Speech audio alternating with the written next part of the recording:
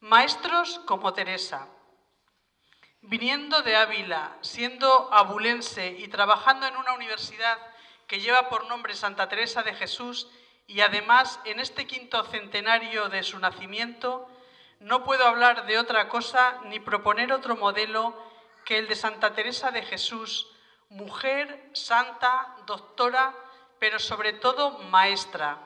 Maestra de oración, y así se llama la exposición de las edades del hombre que se puede visitar en Ávila, y también maestra de vida, el título que lleva nuestro congreso que celebraremos en el mes de agosto. Ser maestra, lo sabéis muy bien, es más que la mera transmisión de información, de conocimiento.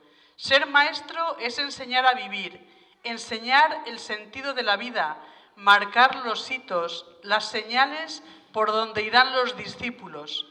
Pero no solamente es colocar los hitos o las señales, sino acompañar, caminar al lado del discípulo. Santa Teresa nos dice que a veces ella sentía que el Señor caminaba cabe sí, a su lado. Mujer y santa, Santa Teresa vivió en un complicado siglo XVI de nuestra historia. ¿Qué puede decir a los maestros hoy una mujer que vivió en un siglo en el que la mujer estaba apartada de la cultura, del conocimiento? En la vida de Teresa se suceden tres grandes etapas: Teresa niña, adolescente y joven.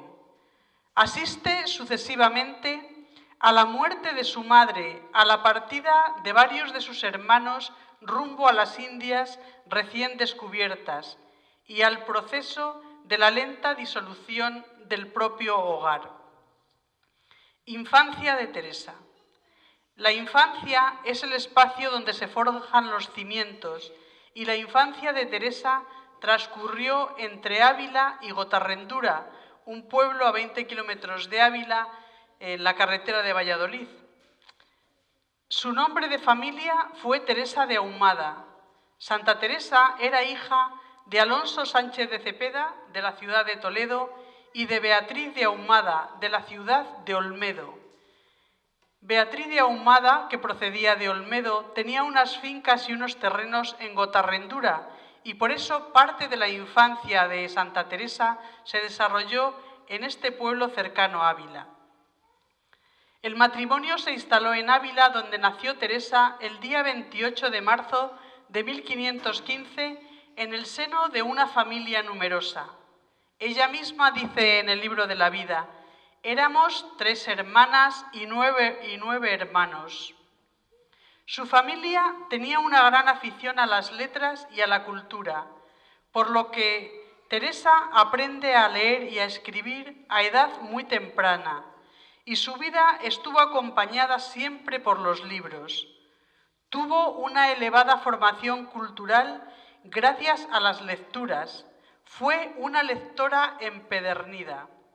Su padre era amigo de tener una buena biblioteca y su madre la aficionó a ella y a todos sus hijos a la lectura. Santa Teresa fue siempre amiga de letras, de libros y de letrados.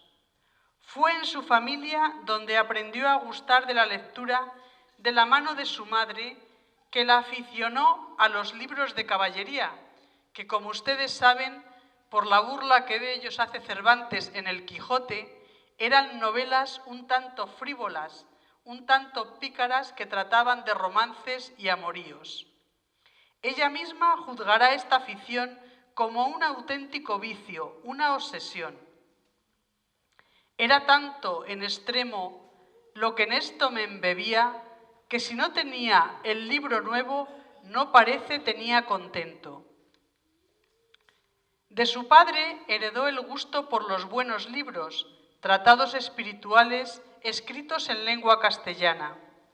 En el siglo XVI, el analfabetismo en España rondaba el 80% de la población y las mujeres lectoras eran muy mal vistas. Ella conservará la costumbre de leer durante muchos años. A las mujeres se les desaconsejaba que leyeran la Biblia, de la que debían apartarla con cuchillo de fuego, en palabras de Melchor Cano. Mujer que supo latín nunca tuvo buen fin, rezaba un dicho popular. Y ahora me van a perdonar por estar en esta escuela que lleva el nombre de Fray Luis de León, pero Fray Luis de León, y esto díganselo a él, se despachaba con frases de este estilo en La perfecta casada. La mujer de su cosecha dice flaqueza y liviandad, y mudanza, y poco ser, y de su natural es flaca y deleznable, más que ningún otro animal, y una cosa quebradiza y melindrosa. La naturaleza no las creó para el estudio de la ciencia.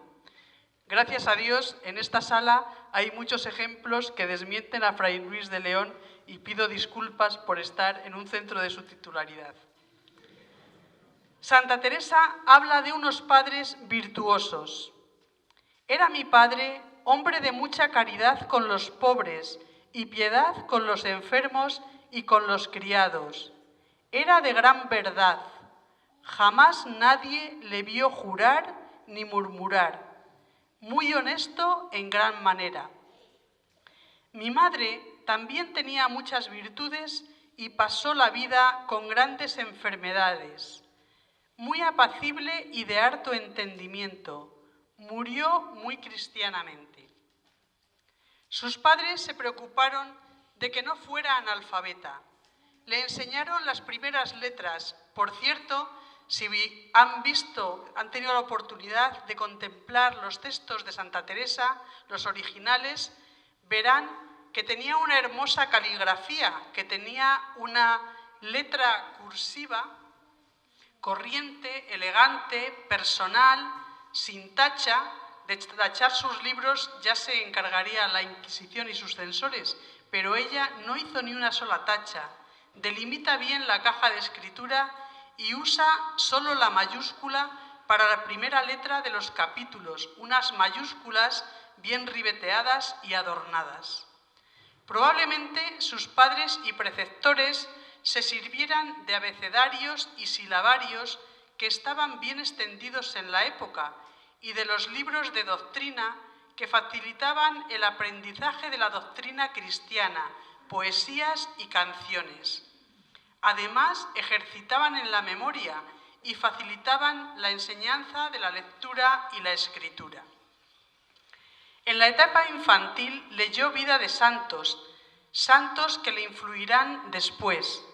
De leer los Flos Sanctorum le vienen esos deseos que sirvieron para que Rodrigo, su hermano, y ella buscaran el martirio y ese querer ir a tierra de moros a que los descabezasen y a jugar a ser ermitaños y a repetir que cielo e infierno eran para siempre, para siempre, para siempre. Teresa, adolescente. La adolescencia de Santa Teresa viene marcada por la muerte de su madre cuando ella tenía tan solo 13 años. Ella nos hace este relato en su autobiografía. Afligida, fuime a una imagen de Nuestra Señora y supliquéla que fuera mi madre, con muchas lágrimas.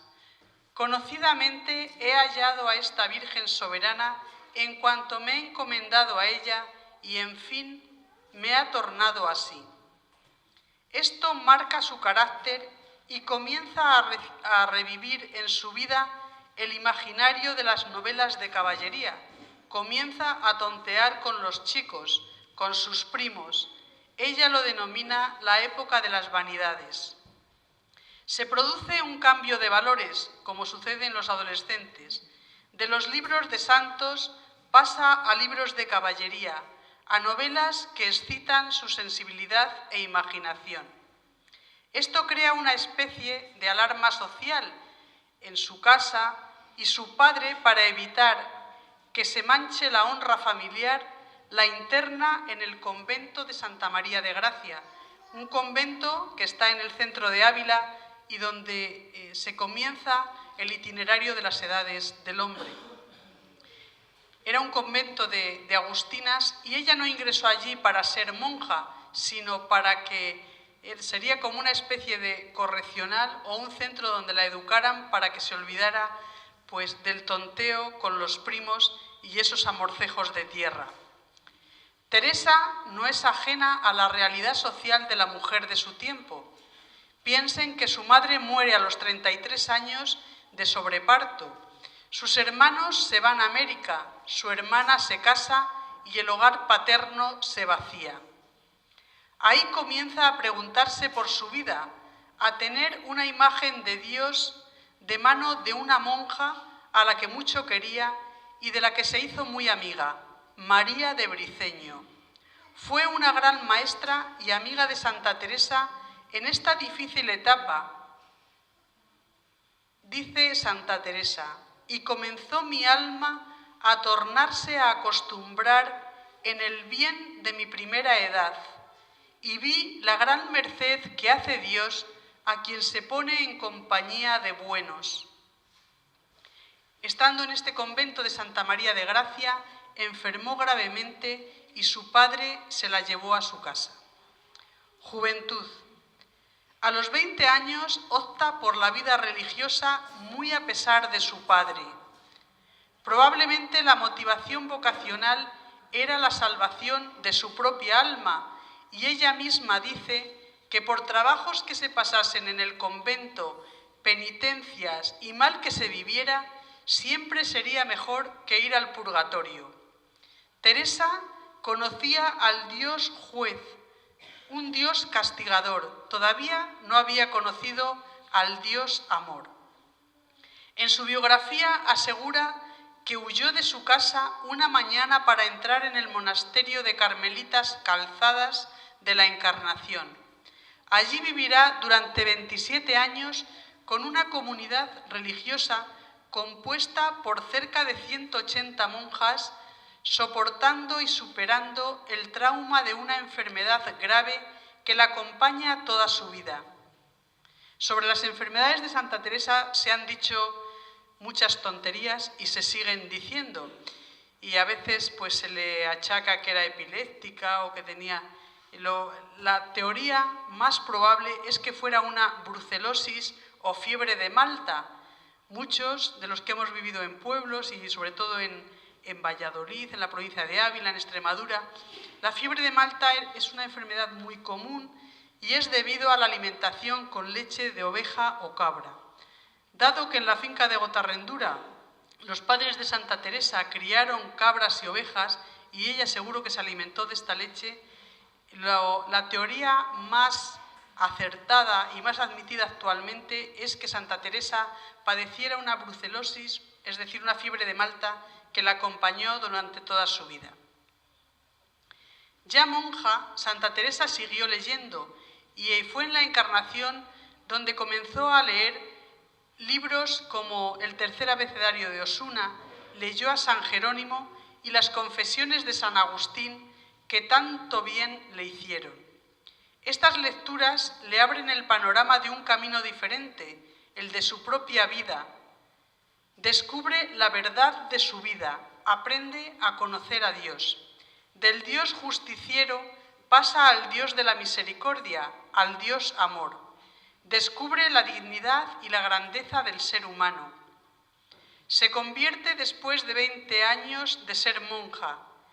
Ve que no ha correspondido a Dios, que su vida había sido una vida de infidelidades. Ella descubre que Dios espera que ella sea no una súdita, sino una amiga. Fíjense que Santa Teresa define la oración como tratado de amistad con Dios. Esto es un gran atrevimiento en pleno siglo XVI, llamar a Dios amigo.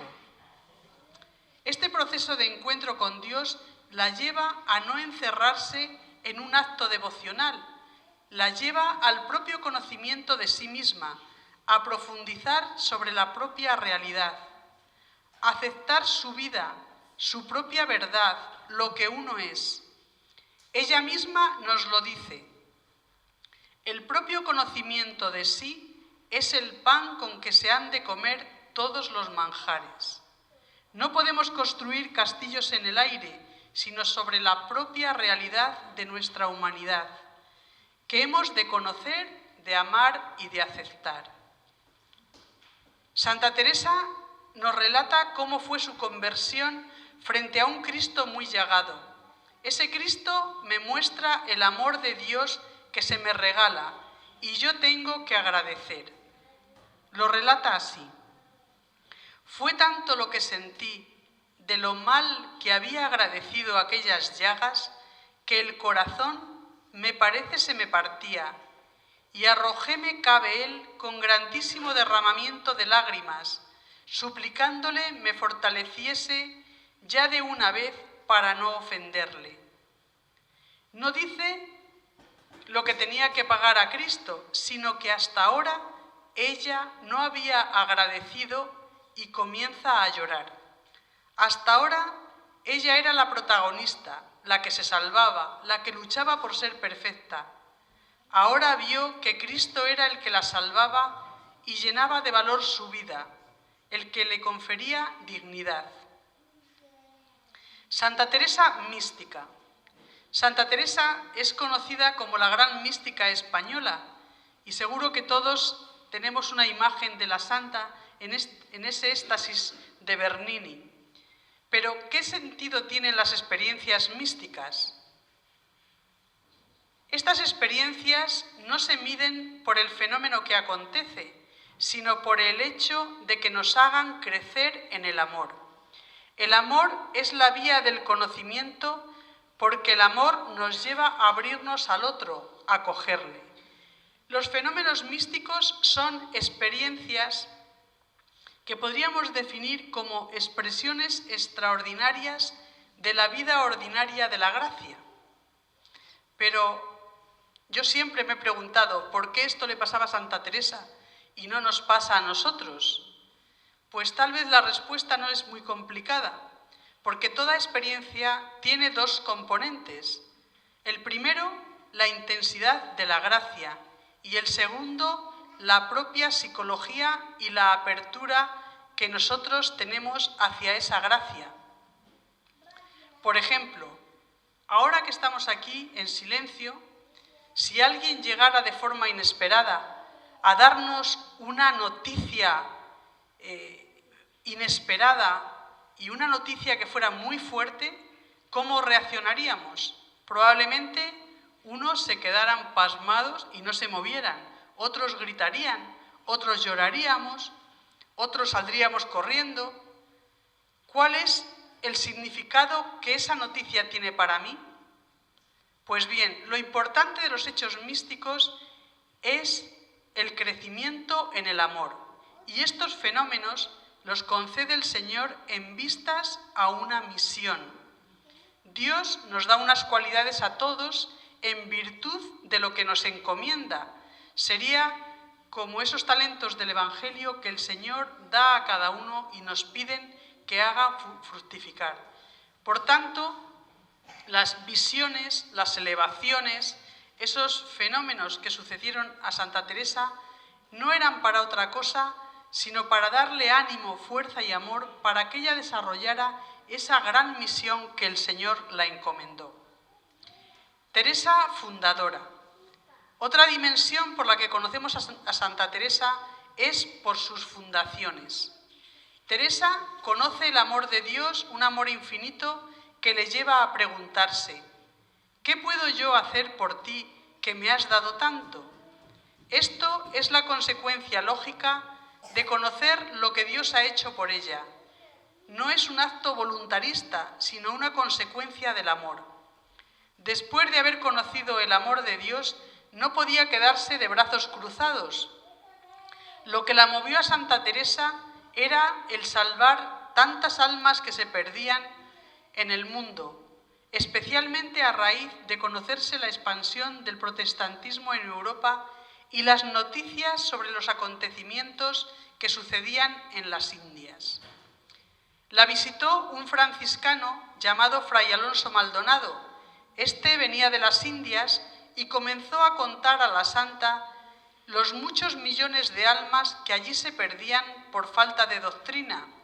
La santa quedó fuertemente impresionada y ella nos dice que Dios valora más un alma que por nuestra industria y oración ganásemos mediante la misericordia que todos los servicios que le podamos hacer. El Señor le dijo: espera un poco, hija, y verás grandes cosas. Ya no puede seguir llevando esa vida cómoda que tenía en la Encarnación, y de ahí surge el primer monasterio, el de San José de Ávila, y los siguientes, que son una respuesta al Dios encontrado, al que da sentido a su vida. Comienza un estilo de vida basado en la sencillez evangélica, en la pobreza.